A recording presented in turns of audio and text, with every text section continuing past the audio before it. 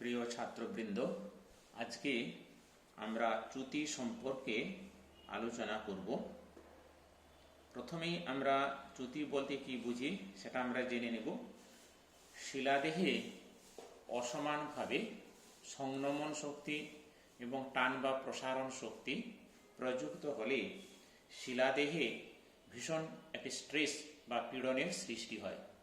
এই স্ট্রেস বা পীড়নের ফলে শিলায় অনেক দারণ ফাটলের সৃষ্টি হয়। তখন ফাটল বরাবর শিলাদেহের একটি অংশ আরেকটি অংশ থেকে স্থানের চ্যুত হলে বা স্থানচ্যুত হলে তখন তাকে বলা হয় না চ্যুতি। বস্তুত শিলায় অতিরিক্ত চাপ বা অত্যধিক টান পড়লে শিলা অনেক সময় ভেঙে টুকরো টুকরো হয়ে যায়।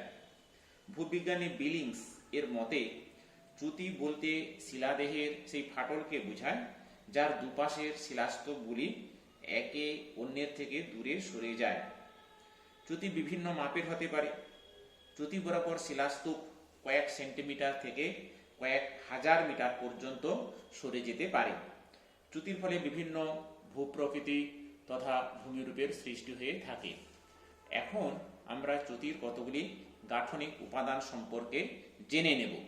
সেটি জানতে গেলে আগে আমাদের একটি ছবি আঁকতে হবে। বুঝতে পেরেছ? তাহলে তোমরা প্রথমে এইভাবে একটি ছবি এঁকে নাও। এইভাবে একটি লম্বা প্রথমে আঁকবে, তারপর এইভাবে টানবে, এখানে একটা সামান্তরিকের মতো আঁকবে। এইভাবে আঁকলে তারপর এটিকে কোণা করে টেনে দেবে। তারপর এইটার সমান্তরালে এটা টানবে, এটা সমান্তরালে এইভাবে একটু টেনে নেবে। টেনে নিলে তারপর এইটার সমান্তরালে আবার টানলে, আবার এইটার সমান্তরালে টানলে, আবার এইটার সমান্তরালে টানলে, এবার এইটার সমান্তরালে টেনে নিলে এবার এটাকে সোজা নামিয়ে দাও, এটিকে সোজা নামিয়ে দাও, তারপর এটাকে জুড়ে দাও। বুঝতে পেরেছ? এবারে এটিকে একটি ভরাট করে দাও পেন্সিল দ্বারা। এইটিকে আমরা বলছি কি না ঊর্ধ্বক্ষেপ। এটিকে আমরা ঊর্ধ্বক্ষেপ নাম দেব। আবার এটিকে আমরা আরেকটি একইভাবে অধক্ষেপ পেন্সিল দ্বারা ভরাট করে দিলাম। বুঝতে পেরেছ? এই ভরাট করে দিলাম। তাহলে এইটাকে আমরা নাম দিলাম কি না ঊর্ধ্বক্ষেপ। ঊর্ধ্বক্ষেপ। এইটাকে আমরা নাম দেব কি না অধক্ষেপ। অধক্ষেপ। এইটাকে আমরা নাম দেব আয়াম। এটাকে একটু ফুটফুট আমরা একটু দিয়ে দিই বোঝার সুবিধার জন্য।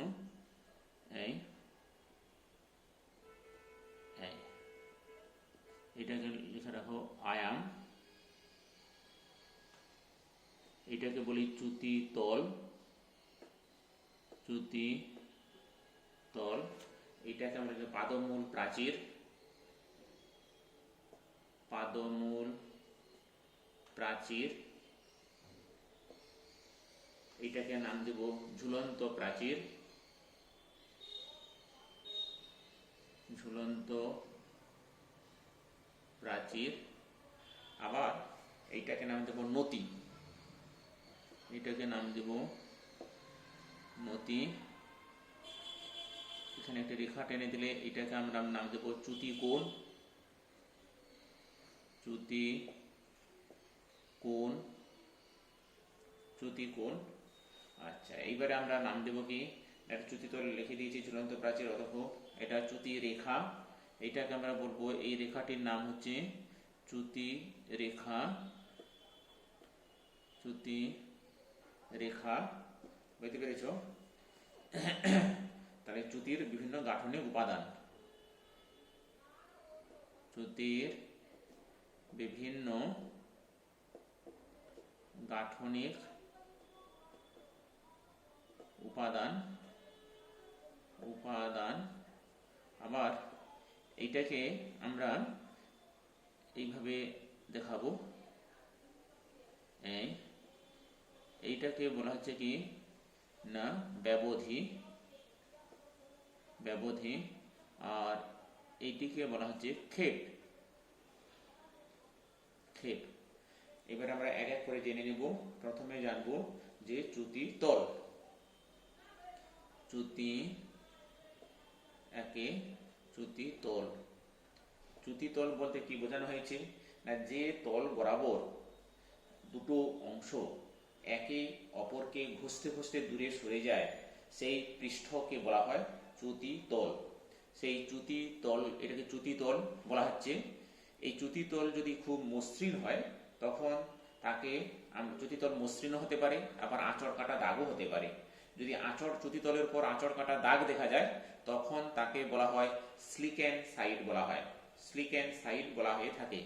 হ্যাঁ, আঁচড় কাটার মতো দাগ হলে তাকে বলা হয় স্লিকেন সাইড। স্লিকেন সাইড বলা হয়। তাহলে যে তল বরাবর দুটো অংশ একে অন্যের থেকে ঘষতে ঘষতে বা মসৃণভাবে সরে যায় তাকে বলা হচ্ছে চ্যুতি তল। দুই বলা হচ্ছে কি, না চ্যুতির নতি। চ্যুতির নতি, এই যে নতি বলা হচ্ছে নতি। চ্যুতি তল এবং অনুভূমিক তলের মধ্যে উৎপন্ন কোণকে বলা হয় নতি। এবারে আয়াম, এটাকে দেখো আয়াম বলা হচ্ছে চ্যুতি তল এবং অনুভূমিক তল। চ্যুতি তল এবং অনুভূমিক তল পরস্পর একে অন্যকে যে ছেদ করে তাকে বলা হচ্ছে চ্যুতির আয়াম। চ্যুতি তল এবং অনুভূমিক তল যে রেখা বরাবর একে অন্যকে ছেদ করে তাকে বলা হচ্ছে কি, না আয়াম। তাহলে 3 নম্বর আমরা জানলাম কি, না চ্যুতির আয়াম বলতে আমরা কি বুঝি। এবারে 4 নম্বর জানবো কি, না চ্যুতি রেখা। চ্যুতি রেখা। চ্যুতি রেখা কাকে বলবো, না ভূপৃষ্ঠ এবং চ্যুতি তল যে রেখা বরাবর, এই যে চ্যুতি রেখা, এই যে রেখাটাকে আমরা বলছি তাকে বলা হচ্ছে কি, না চ্যুতি রেখা। ভূপৃষ্ঠ এবং চ্যুতি তল যে রেখা বরাবর একে অন্যকে ছেদ করে তাকে বলা হয় চ্যুতি রেখা। এবারে 5 নম্বর হচ্ছে কি, না চ্যুতি কোণ। চ্যুতি কোণ। চ্যুতি কোণ। চ্যুতি কোণটা কি, চ্যুতি কোণ হলো চ্যুতি নতির পূরক কোণকে চ্যুতি কোণ বলা হয়। অর্থাৎ চ্যুতি তলের কৌণিক পরিমাণ হলো চ্যুতি কোণ। উল্লম্ব তলের সঙ্গে চ্যুতি তল যে কোণে হেলে থাকে সেই কোণকে বলা হয় চ্যুতি কোণ। আর ব্যবধি, ব্যবধি মানে কি, না চ্যুতি তল বরাবর পাশাপাশি ব্যবধানকে বলা হয় ব্যবধি। চ্যুতি তল বরাবর শিলাদেহের একটি অংশ অর্থাৎ দুটো অংশ কে কতটা সরে গেল। যেমন এখানে দেখাচ্ছি, দেখো যে মনে করে এটা একটা মনে করো চ্যুতি রেখা, এই একটি অংশ, আবার এই একটি অংশ। তাহলে এই যে এই একটি অংশ, দুটি অংশ, তাহলে এই অংশটি প্রথম অবস্থাতে এই জায়গাতে ছিল, এটি যখন নিচের দিকে বসে গেল তাহলে কতটা বসলো, তাহলে এইখান থেকে একটা রেখা যদি আমরা টানি, আবার উল্লম্বভাবে একটা রেখা টান দিতে দিই, তাহলে এইটাকে বলা হচ্ছে ক্ষেপ, আর এইটাকে বলা হচ্ছে ব্যবধি। এটাকে বলা হচ্ছে ব্যবধি, ব্যবধি, আর এইটাকে বলা হচ্ছে কি, না ক্ষেপ। বুঝতে পারছো? তাহলে ক্ষেপ জিনিসটা কি, না চ্যুতি তল বরাবর বিচ্যুত শিলাদেহের উল্লম্ব ব্যবধানকে, এই যে উল্লম্ব ব্যবধানকে বলা হয় ক্ষেপ বা থ্রো বলা হয়ে থাকে। এবার হচ্ছে ঊর্ধ্বস্তূপ বা ঝুলন্ত প্রাচীর। এই যে ঝুলন্ত প্রাচীর, চ্যুতি তলের উপর পৃষ্ঠ বরাবর অবস্থিত শিলাস্তূপকে বলা হচ্ছে কি, না ঝুলন্ত প্রাচীর। আর পাদমূল প্রাচীরটা কি, না চ্যুতি তলের নিচের পৃষ্ঠ বরাবর অবস্থিত শিলাস্তূপকে বলা হয় পাদমূল প্রাচীর। আর ঊর্ধ্বক্ষেপ এবং অধোক্ষেপ, এটি ঊর্ধ্বক্ষেপ। ঊর্ধ্বক্ষেপ কাকে বলা হবে, না চ্যুতি তল বরাবর শিলাস্থলের ঊর্ধ্বমুখী সরণকে বলা হচ্ছে, তাকে বলা হচ্ছে ঊর্ধ্বক্ষেপ। চ্যুতি তল বরাবর শিলাস্তরের নিম্নমুখী সরণকে বলা হচ্ছে অধোক্ষেপ। তাহলে চ্যুতি তলের বিভিন্ন গাঠনিক উপাদান সম্পর্কে আমরা জানলাম। এবার আমরা জানবো কি, না বিভিন্ন ধরনের চ্যুতি। এবারে বিভিন্ন ধরনের চ্যুতি, বুঝতে পেরেছ? বিভিন্ন ধরনের চ্যুতি, বিভিন্ন ধরনের, বিভিন্ন ধরনের চ্যুতি, বিভিন্ন ধরনের চ্যুতি। তোমাদের সিলেবাসে কয়েকটি চ্যুতি রয়েছে কেবলমাত্র, আগে অনেক চ্যুতি ছিল। একে আমরা বলবো কি, স্বাভাবিক চ্যুতি বা নর্মাল ফল্ট। স্বাভাবিক চ্যুতি, স্বাভাবিক চ্যুতি বা অনুলোম চ্যুতি, একে অনুলোম চ্যুতি বলা হয়। অনুলোম চ্যুতি, অনুলোম চ্যুতি। আমরা একটি ছবি প্রথমে এঁকে নেব, সহজ ছবি। দেখো তোমরা, এইভাবে আমরা একটি শিলাদেহের একটি অংশ টানলাম, এইখানে একটি চ্যুতি রেখা টানলাম, আরেকটি অংশ এখানে রাখলাম। তাহলে আমরা কি দেখলাম, দেখো এটিকে আমরা একটা ফুটফুট দ্বারা ভরাট করে দিচ্ছি। হ্যাঁ, আবার এই একটি অংশকেও ভরাট করে দিচ্ছি। আচ্ছা, দেখো এটি নিচের দিকে নামার আগে কোথায় ছিল না, এইখানে জায়গাতে ছিল। তাহলে এটি চ্যুতি সৃষ্টির আগের অবস্থা, এটাকে আমরা বলছি চ্যুতি সৃষ্টির আগের অবস্থা। এটিকে চ্যুতি সৃষ্টির আগের অবস্থায় আমরা বলছি। এই চ্যুতি সৃষ্টির পরের অবস্থা এইটা। তাহলে এটি হচ্ছে চ্যুতি সৃষ্টির আগের অবস্থা, আর এটি হলো চ্যুতির পরের অবস্থা। হ্যাঁ, আগের অবস্থা চ্যুতি সৃষ্টির আগের অবস্থা, আর এটি হলো পরের অবস্থা।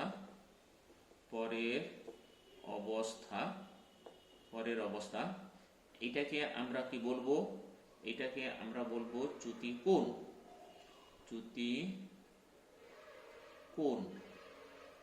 কোণ। এটাকে আমরা বলবো কি না, নতি। অনুভূমিক তলের সঙ্গে এটি যে কোণ উৎপন্ন করছে, নতি, এটাকে আমরা বলবো অধস্তূপ। আর এটাকে আমরা বলবো কি না, ঊর্ধ্বস্তূপ।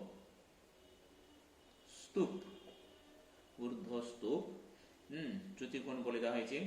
আচ্ছা, এবার আমরা কি বলবো? অনুলোম চ্যুতি। না, যে চ্যুতিতে, তাহলে এটা স্বাভাবিক চ্যুতির অবস্থা চিত্র।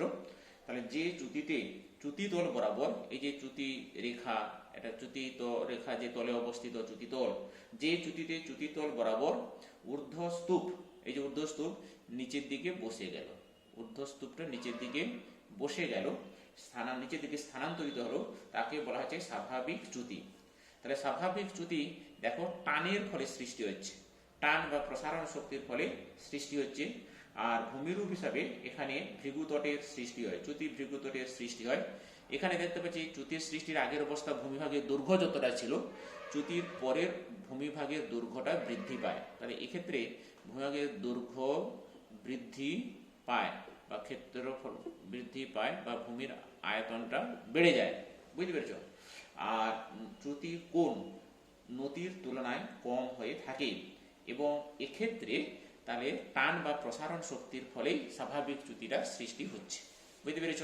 আচ্ছা, এইবারে আমরা বিলোম চ্যুতিটা জানবো। এবারে 2 নম্বর আমরা জানবো কি, এবার 2 নম্বর জানবো বিলোম চ্যুতি বা বিপরীত চ্যুতি। বিপরীত চ্যুতি বা বিলোম চ্যুতি বলা হবে। এটিও একটি সহজ ছবি রয়েছে, এটিও আমরা এঁকে নেব, এইভাবে এঁকে নেব। হ্যাঁ, তারপরে এইভাবে একটি রেখা টানো, শিলাদেহের একটি অংশ টানলাম, আবার এখানে আরেকটি অংশ আমরা টানলাম। একইভাবে এটিকে আমরা পেন্সিল দ্বারা যদি ভরাট করে দিই, তাহলে আমাদের সময়টা অনেকটা সেভ হয়ে যাবে। এইভাবে তোমরা ছবিটাকে আঁকবে এবং ছবিটাকে পরীক্ষার খাতাতে আঁকতে হবে তোমাদের।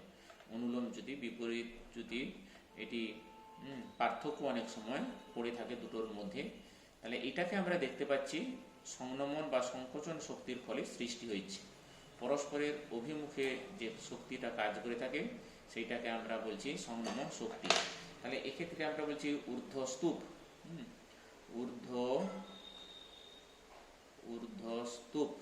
ঊর্ধ্বস্তূপ, আর এটাকে আমরা বলছি অধস্তূপ।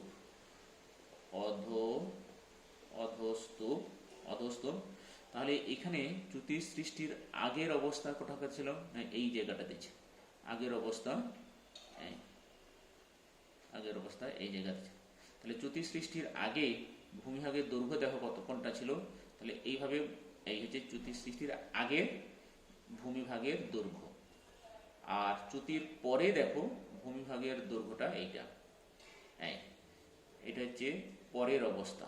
তাহলে এটা হচ্ছে পরের অবস্থা, মানে চ্যুতি সৃষ্টির পর এই অবস্থা, মানে দৈর্ঘ্যটা হ্রাস পেয়ে গেল। আর এটা চ্যুতির আগের অবস্থা, আগের অবস্থা। এইটাকে আমরা এটাকে আমরা যদি একটা উল্লম্বভাবে একটা রেখা টানি, তাহলে এই যে কোণ উৎপন্ন করছে চ্যুতি কোণ, এটাকে বলবো না চ্যুতি কোণ। আর চ্যুতি কোণ, আর এইটাকে আমরা বলবো কি না নতি, নতি কোণ বা শুধু নতি আমরা বলতে পারি। আর এটি বিলোম চ্যুতি, বিলোম বিলোম চ্যুতি। তাহলে বিলোম চ্যুতি বা বিপরীত চ্যুতি বা রিভার্স ফল্ট কাকে বলা হয় না, যে চ্যুতিতে ঊর্ধ্বস্তূপ উপরের দিকে উঠে যায়, এই যে ঊর্ধ্বস্তূপটা উপরের দিকে উঠে গেল, যে চ্যুতিতে সংনমন শক্তির ফলে ঊর্ধ্বস্তূপ উপরের দিকে উঠে যায় তাকে বলা হচ্ছে বিলোম চ্যুতি বা বিপরীত চ্যুতি।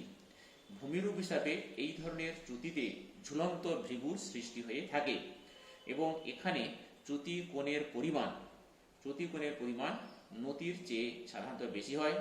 অধস্তূপের তুলনায় ঊর্ধ্বস্তূপ উপরে উঠে যায় এবং এটি সংনমন বা সংকোচনের ফলে এই ধরনের চ্যুতির সৃষ্টি হয়ে থাকে। বুঝতে পেরেছ? এবারে যে 3 নম্বর চ্যুতি, 3 নম্বর চ্যুতিটা কি না thrust fault. Thrust, THRUST fault, FAULT, বা একে বাংলাতে সরাসরি থ্রাস্ট, থয়রফলা আকার দন্ত সয় টয় আমরা বলতে পারি থ্রাস্ট ফল্ট। এরও ছবিটা কিন্তু অত্যন্ত সহজ রয়েছে। থ্রাস্ট ফল্ট, থ্রাস্ট ফল্টটা কি জিনিসটা না, যে চ্যুতিতে চ্যুতিতলের নতি 10 ডিগ্রি থেকে 45 ডিগ্রির মধ্যে থাকে তাকে বলা হয় থ্রাস্ট চ্যুতি। এটি একটি সহজ ছবিটা আমরা এঁকে নেব। এইভাবে একটি এই, আবার এইভাবে একটি বাহু, ভাঁজ, আমরা উদ্ভট ভাঁজ দেখেছ, বুঝতে পেরেছ? এটা সেখান থেকে সৃষ্টি হচ্ছে। সেই রকমই ভাবে এবারে এটাকে এইভাবে আমরা একটি সিম্বল দ্বারা আমরা ব্যবহার করতে পারি। এবার এখানেও একইভাবে এইভাবে আমরা ব্যবহার করব।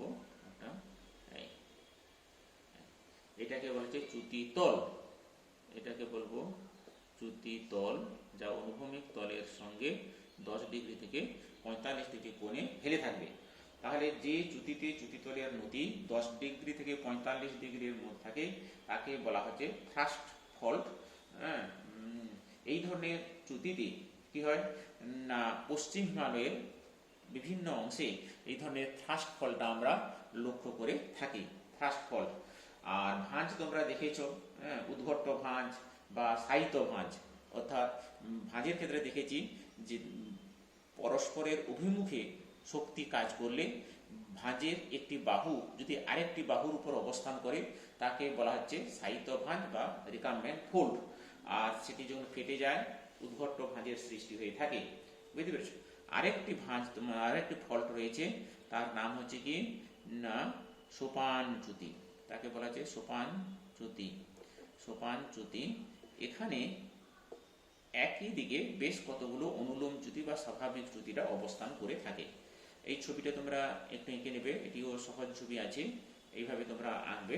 দেখো এইভাবে একটি প্রথমে রেখা টানবে, তারপর এখানে এইভাবে টানবে, তারপর এটা এইভাবে টানবে, তারপর এটা এইভাবে টানবে, এইভাবে টানে দিলে হলো। এবারে এটা এইভাবে নিচের দিকে নামিয়ে দাও, নামিয়ে দিলে এবারে এইটার সমান্তরালে এইটা টানবে, এবারে এইটার সমান্তরালে লাগিয়ে দাও। আবার একইভাবে সোজা সমান টানলে আবার এইটার সমান্তরালে এইভাবে টানবো, আবার এইটার সমান্তরালে আবার এইটার সমান্তরালে এই টানবো, এবারে এই টানবো, এই সোজা টানবো, এইটার সমান্তরালে এই টানবো, এটাকে এখানে লাগিয়ে দাও, এটাকে সোজা করে নিয়ে এসো, তারপর এটাকে এইভাবে লাগিয়ে দাও। এবারে এটাকে একটু ভালো দেখানোর জন্য আরেকটি অংশ আমরা এইভাবে টেনে নেব, তারপর তারপর হচ্ছে এটিকে আমরা দেখতে ভালো হওয়ার জন্য এটিকে একটু ভরাট করে দেব এইভাবে। বুঝতে পেরেছ? একইভাবে এইভাবে টানবে, পেন্সিল দ্বারা ভরাট করে দাও। এটিকে একইভাবে এটা এই শিলার যেহেতু একই দিকে বেষ্টন করে রয়েছে, এটিও একইভাবে ভরাট করে দাও, দেখতে ভালো লাগবে। এবং এই ছবিগুলো ভালো করে অভ্যাস করবে, কম সময়ের মধ্যে এগুলো আমাদের তো আঁকতে হবে। এটিকে একটু বুঝতে পারছি। তাহলে এটিকে আর একটু ফুটফুট দিতে পারো। এই চুতি তলটা বলেছিলাম প্রথমে, বলো তো চুতি তল যদি আঁচড় কাটার মতো দাগ হয় তাকে কি বলা হয়? স্লিক অ্যান্ড সাইড বলা হয়। বুঝতে পেরেছ? এটা মসৃণ হতে পারে, আবার অমসৃণও হতে পারে। এগুলোকে বলছে চুতি রেখা। তাহলে এইটা একটা চুতি রেখা, চুতি রেখা। এটিও চুতি রেখা, চুতি রেখা। এটাকে বলা হচ্ছে সোপান চ্যুতি। তাহলে সোপান চ্যুতি যে চ্যুতিতে পরস্পর ভাবে বা একাধিক অনুলোম চ্যুতি বা স্বাভাবিক চ্যুতি পরপর অবস্থান করে তাকে বলা হয় সোপান চ্যুতি। অর্থাৎ সমান্তরালভাবে একাধিক ঊর্ধ্বস্তূপগুলি চ্যুতিতল বরাবর ক্রমশ নিচের দিকে নেমে যায়। ঊর্ধ্বস্তূপগুলি ক্রমাগত নিচের দিকে নেমে যাচ্ছে। এই একটি ঊর্ধ্বক্ষেপ, এই একটি ঊর্ধ্বস্তূপ, ঊর্ধ্বস্তূপ পরপর এই চ্যুতি রেখা বা চ্যুতিতল বরাবর নিচের দিকে নেমে যাচ্ছে। এই সোপান চ্যুতির বৈশিষ্ট্য কি না, সোপান চ্যুতিতে একাধিক চ্যুতিতল পরস্পরের সমান্তরালে অবস্থান করে। দুটো চ্যুতিতল দেখানো হয়েছে, পরস্পর সমান্তরালভাবে অবস্থান করছে। এখানে ঊর্ধ্বস্তূপগুলি সিঁড়ির ধাপের মতো নিচের দিকে নেমে গেছে। এখানে অভিকর্ষজ টান বা অনুভূমিক যে টানের ফলে সোপান চ্যুতির সৃষ্টি হয়ে থাকে। বুঝতে পেরেছ? তাহলে এটাকে আমরা বলবো কি না সোপান চ্যুতি, সোপান চ্যুতি। আচ্ছা, এইবারে আমরা জেনে নেব যে সোপান চ্যুতির ফলে কি কি ভূমিরূপের সৃষ্টি হয়ে থাকে। এটা তোমরা পড়েছো, আগেও পড়েছো যে গ্রস্ত উপত্যকা এবং স্তূপ পর্বত। বুঝতে পেরেছ? সোপান চ্যুতির ফলে সৃষ্ট ভূমিরূপ, ভূমিরূপ। আর তোমরা সেখানেও পড়েছো যে কি পড়েছো না স্তূপ পর্বত। দুটো সমান্তরাল চ্যুতির মধ্যবর্তী অংশ যখন পার্শ্ববর্তী অংশ অপেক্ষা উপরের দিকে উঠে যায় তখন স্তূপ পর্বতের সৃষ্টি হয়। অথবা মধ্যবর্তী অংশ অপরিবর্তিত যদি থাকে বা নিচের দিকে নেমে যায় তখন দুপাশের অংশ অপরিবর্তিত থাকলে দুপাশের অংশটি স্তূপ পর্বত রূপে অবস্থান করে থাকে। বা মধ্যবর্তী অংশ যদি নিচের দিকে নেমে যায় তখন গ্রস্ত উপত্যকার সৃষ্টি হয় এবং দুপাশের অংশ তখন স্তূপ পর্বত রূপে অবস্থান করে থাকে। তাহলে স্তূপ পর্বত ভূ আলোড়নে বা চ্যুতির ফলে বা সোপান চ্যুতির মধ্যবর্তী ভূভাগ উঠে যাওয়ার ফলে অথবা চ্যুতির সংলগ্ন বিস্তীর্ণ ভূমিভাগ বসে যাওয়ার ফলে যে পর্বতের সৃষ্টি হয় তাকে স্তূপ পর্বত বলা হয়ে থাকে। এটিকে আমরা এইভাবে একটি ছবির মাধ্যমে এঁকে নেব। দেখো এইভাবে আমরা এঁকে নেব। এই আঁকছি, বুঝতে পেরেছ? আবার এইভাবে আঁকবো, আবার এইভাবে আঁকবো, আবার এইভাবে আঁকবো। একইভাবে আবার এইভাবে আঁকছি, আবার এইভাবে আঁকছি, আবার এইভাবে আঁকছি, আবার এইভাবে এঁকে নিচ্ছি। তাহলে আমরা এই টানবো, এই টানবো, আবার এই টানবো, এই টানবো,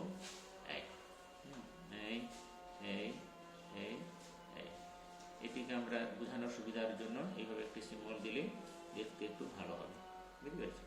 এটাকে আমরা বলছি কি না স্তূপ পর্বত। এই একটা স্তূপ পর্বত। আর এইটাকে আমরা বলছি কি না গ্রস্ত উপত্যকা। গ্রস্ত উপত্যকা মাঝখানটা নিচের দিকে নেমে গেছে, তাহলে এইটাকে আমরা বলছি গ্রস্ত উপত্যকা বা রিফ্ট ভ্যালি, গ্রস্ত উপত্যকা। আর এই একটি স্তূপ পর্বত, স্তূপ পর্বত, স্তূপ পর্বত, স্তূপ পর্বত। আর এটিও একটি স্তূপ পর্বত, এটিও একটি স্তূপ পর্বত। বুঝতে পেরেছ? স্তূপ পর্বত, স্তূপ পর্বত। তাহলে স্তূপ পর্বত, গ্রস্ত উপত্যকা। আর উদাহরণ তো জানো, ভারতের বিন্ধ্য পর্বত, সাতপুরা পর্বত স্তূপ পর্বত, জার্মানির ব্ল্যাক ফরেস্ট, ফ্রান্সের ভুজ, এগুলো হচ্ছে স্তূপ পর্বত। ভারতের নর্মদা নদী, তাপি নদীর উপত্যকা গ্রস্ত উপত্যকা। জার্মানির রাইন নদীর উপত্যকা গ্রস্ত উপত্যকা। জার্মান ভাষায় গ্রস্ত উপত্যকাকে গ্রাবেন বলা হয়। এবং স্তূপ পর্বতকে হোস্ট বলা হয়। তাহলে গ্রস্ত উপত্যকা কাকে বলা হয় না অনুভূমিক বা অভিকর্ষজ টান চাপের ফলে সোপান চ্যুতির মধ্যবর্তী ভূভাগ নিচের দিকে বসে যাওয়ার ফলে বা দুটো স্তূপ পর্বতের মাঝের অংশ যদি নিচের দিকে বসে যায়, সমান্তরাল চ্যুতির মধ্যবর্তী অংশ যদি বসে যায়, তখন তাকে বলা হচ্ছে গ্রস্ত উপত্যকা।